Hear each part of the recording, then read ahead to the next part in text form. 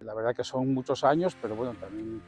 nunca esperas, yo por lo menos nunca esperé este tipo de reconocimientos, a lo cual agradezco muchísimo, desde luego. Tengo 58 años y desde los 18, cuando acabé de mi etapa de jugador de juvenil,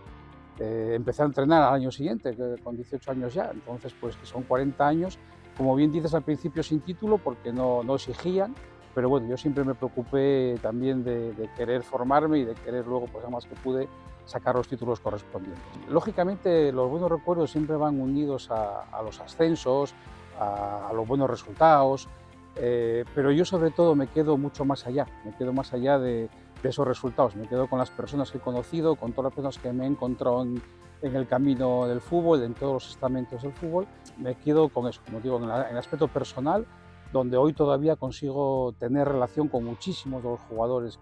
con los que entrené, ¿no? También me lo pregunto, ¿cómo puede ser que 40 años después siga entrenando, ¿no? La verdad que procuro ser muy normal, procuro ser muy normal.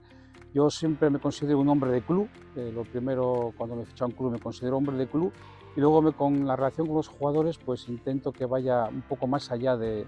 aspecto puramente deportivo, por eso de los buenos recuerdos que siempre guardo con los jugadores, ¿no? Siempre tuve mucha suerte en ese sentido y luego pues el haber pasado por tantos años por un sitio como el Real Oviedo, que considero mi casa, que soy del Oviedo, pues todavía mucho más. El recuerdo especial, como no, por la trascendencia que tuvo, por la repercusión que tuvo, pues fue aquel subcampeonato de Brunete en el año 2000, cuando el Oviedo bajó a segunda y empezó su declive, pues fue un resultado, fue una experiencia maravillosa, ¿no? El convivir allí 4 días, el quedar segundos, perder al final faltando 5 minutos por un talán del Herrera, pero bueno, pues es un recuerdo imborrable, desde luego. Por desgracia, me tocó vivir el fallecimiento de 2 o 3 jugadores con edad muy joven, como Armando, como Carlos, que te trastoca mucho y que te fastidia mucho. Y luego, pues bueno, solo me tocó un descenso,